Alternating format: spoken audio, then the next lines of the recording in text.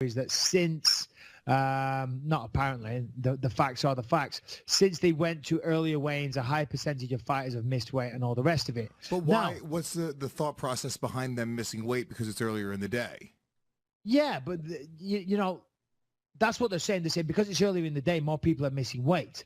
But the reason for bringing it earlier to the morning is because you have more time to hydrate. So therefore, you go into the ring healthier, less chance of getting brain damage, which is the most important factor. That's what we're trying to do here. We're trying to persevere people's health. We're trying to look after, make the careers longer, minimize damage to the brain, to the body, all types of stuff. And you get better performances. So it's better for the consumer if the fighters aren't running out of gas later. The more time you have to rehydrate and replenish nutrients, the better. The better performance you will have. So instead of weighing in at 4 p.m., you weigh in at 9 or 10. 9 a.m. to 4 p.m., that's 7 hours. You get an extra 7 hours, which is huge. Now we've got journalists weighing in saying, we need to go back to the 4 p.m., which I think is bullshit. Big John McCarthy last week, he was on the Joe Rogan podcast, I think it was last week or the week before, and he chimed in on it, and he actually said a very, very good He tweeted something which I retweeted. He said, weigh-ins were never designed to be easy. But what we're trying to do is make it healthier for the fighters. I'm butchering that tweet, but it was something like that. And he's absolutely right. So the thing is, go on, go away, my bloody dog. It's not about, listen, making weight's never supposed to be easy, and that's up to the fighter. You decide what weight class you want to compete in. And if you decide, I'm going to do a weight cut, that I'm going to have to cut 25 pounds week of the fight, then that's their lookout. It's not the UFC, it's not the commission, it's not anybody. It's down to the individual that fights. It's not supposed to be easy, and in the morning, it's way easier. You know what I'm saying? Yeah, well, apparently Dana White came out and said that they are certainly going to be returning to the 4 p.m. weigh-ins, which is interesting. Yeah. But I guess they interviewed, Ariel Helwani has interviewed a bunch of fighters, and every fighter agrees that 10 a.m. is better for the professionals and is a healthier way to do it. 10 a.m.'s way better. Yeah. For me personally, when I was making weight, I would, on the Thursday night, I would, do whatever I do. Salt bath, sometimes on the treadmill, sauna, whatever it is. Everyone has different techniques. So you do that bit on the Thursday night. Get a manicure, pedicure, whatever. Just really get a massage. Hey, listen, you're joking about pedicures. The last few fights of my career, my wife hates this for some reason. I don't know why. But I would do a salt bath. I used to run the majority of my weight off on a treadmill with a sauna suit and sweet sweat. But the last few fights of my career, and this started with the Luke Rockhold fight, I did a salt bath for 20 minutes, covered in sweet sweat. Then I get out of the bath, I lie in bed, and I do the towels and shit, which a lot of people do. Then back in the bath, and then repeat and repeat.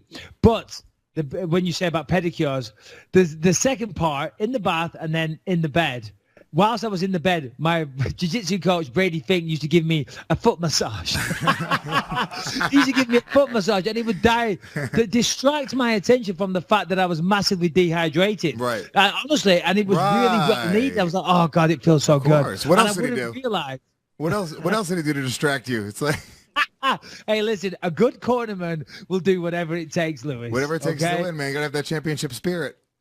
Exactly. You got to do whatever it takes. Fight it first, Lewis. Fight it first. So anyway, we had all that controversy at the weekend. I don't know. Yeah. I think if they put it back to 4 p.m., I think it's a little unfair for the fighters that want to weigh in at 10 a.m. Well, what about this? And I've always heard this train of thought, and I always kind of agreed with it because they did this in high school or college wrestling, but they made the weigh-ins the day of the fight, and the reason they did that was so you don't really have the ability to cut a bunch of weight. If they weighed everybody in the day of the fight, wouldn't technically everyone have to sort of fight in the weight class that's closer to their natural walking weight?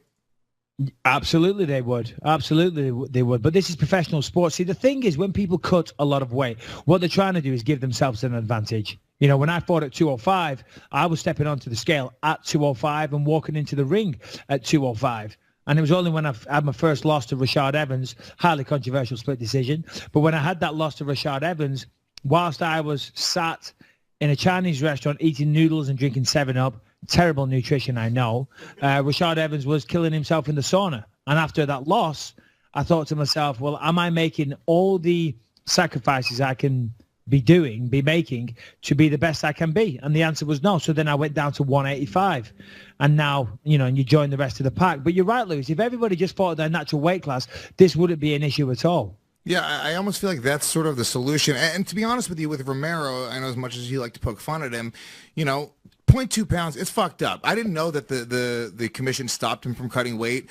The reality is, dude, he wanted the fucking title fight. He probably would have went in there and he would have cut the other 0.2 pounds. And would that have been the difference to kill him? I don't know. I'm not a doctor, but I don't think so. Really, that last No. 0.2 pounds. So you kind of you're fucking him. I guess he lost over $120,000. Harrington, you sent me over $120,000 is what was the difference. A lot of money. When it's all said and done between the two fights, and you kind of go like, I don't know, dude. If there was a guy in a parking lot and another guy in a parking lot, and you said that guy's 0.2 pounds bigger than him, I would go, okay, they're the same size. There's no difference. Yeah, no, Who gives a 100%, 100%. And you know, but going back to what I was just saying, Yoel turned up this week, by all accounts, at 207 pounds on the Monday morning. 207, so that's 22 pounds over. So that's a hell of a weight cut. But even still, you know, he pretty much made weight. 185.2 is pretty much made weight, especially when the commission stopped him. When they stepped in and said, you're coding no more, that's not his fault. I honestly, you know, I have to support Yoel Romero here. Yeah, it's kind of fucked up. And you saw your boy Luke Rockhold. I know you did because you retweeted it and called him a cunt or whatever. But he tweeted... No. I would never use that kind of language on social media. What I said was typical bitch, because I'm driving to the Fox Studios Friday and I'm stuck in traffic. And, you know, whatever. I'm stuck in traffic. You shouldn't use your phone while you're in traffic, but whatever, I did. I looked at my phone, and all I saw, oh, no, pardon me. I was listening to the radio, and I heard that Yoel had missed weight. And then when I was stuck in traffic, I thought I'll just take a quick look at Twitter and see the shitstorm unfolding. And I see a tweet from Luke Rockhold just saying, ha. And I thought, come on, you're not fighting, you're not part of it. It doesn't concern you in the slightest, but yet you gotta kick someone while they're down. You know what I mean? So I responded, typical bitch. So what? I mean, look, I guess Rockhold. Here's the problem with Rockhold, because then I ended up going on his Twitter, okay? And you could actually pull up Luke Rockhold's Twitter, Shannon, because he's kind of a hand-jobby dude. I didn't even realize what a fucking jerk-off this guy is. That's a great way of describing him. He's a hand-jobby dude. Yeah, so he writes, ha, like, good luck to the true champ Whitaker. And I didn't even realize at that point when I had read the ha, because you tweeted typical bitch shit, and I didn't even know what it was about. At that point, I hadn't even seen that Yoel missed weight. So I didn't know what was going on. So I started scrolling down trying to see what this was about.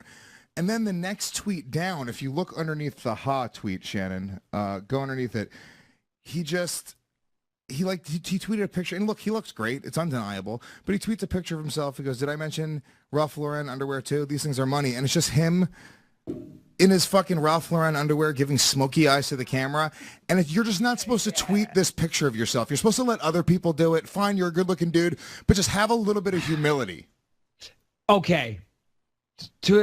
Listen, I love an opportunity to kick Luke Rockhold, but I kind of disagree with you there, Lewis. No. You know, listen, the whole point of it is he's modeling for Ralph Lauren. Good for him. That's a good gig. It's a good shot. He's obviously got a social media outlet, which they want him to share his stuff on social media. You know, listen, that's what people do, unfortunately, on social media. They brag. They brag, or they like to put other people down. John Anik, we'll get to that later.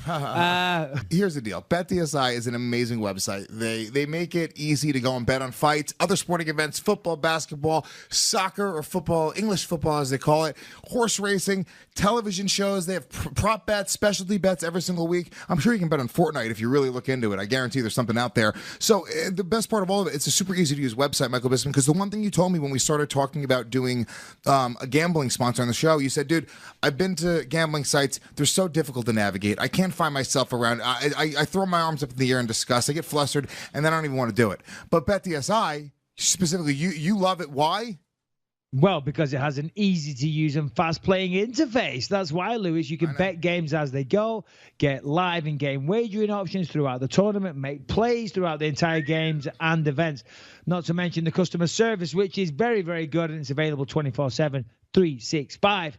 BetDSI has built a reputation on fast payment of winnings, and as you know, if you register with the code ME25, you get $25 and a 200% bonus match on your money. So realistically, if you're going to, you know, we didn't even talk about the World Cup today, Lewis. It starts this week. But if you want to bet on the World Cup, make a bet right now. Use promo code ME25. I guarantee to pick who's going to win the World Cup right now. if you pick the winner, there's going to be big odds on that. You could register, meet 25, pick England to win. The odds will be astronomical because we're probably not going to win, but it won't cost you anything and you might win. So, I like it. Promo code MEAT25, 200% bonus match on your money. Play sports, watch sports, win some money. There you go. I'm going to throw some money on Tunisia. I didn't even know that was a country. I didn't even know that. Tunisia? Sounds delicious. I thought that was a food. You're going to lose your money, Lewis. Well, it's free $25. Who gives a shit? I said Brazil, Germany. Of course, I'm going to throw England in there. I'll be rooting for England. But, we only won it once in 1966. We like to chant 2 world wars and 1 World Cup. There you go. Not bad. Yeah. All right, that's it, guys. Go to bettheside.com one more time. Use the promo code MEAT25. Get your free wager. Get your 200% bonus if you put some cash down and help yourself out. All right, so look.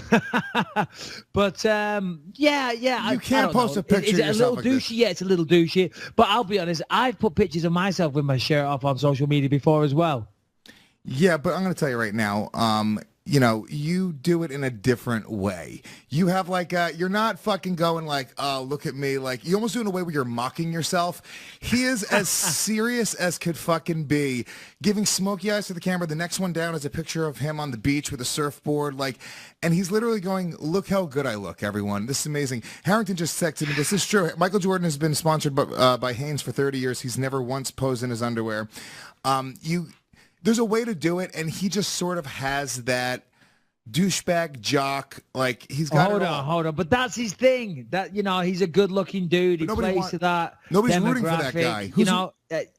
Say again. Nobody's rooting for that guy. Nobody's rooting for the guy who's good-looking, gets all the chicks, has a great body, fucking gets a modeling contract, can kick your ass. This is the guy that fucks your girlfriend, and you have to take it, and you're like, all right, this is just the worst person in the world.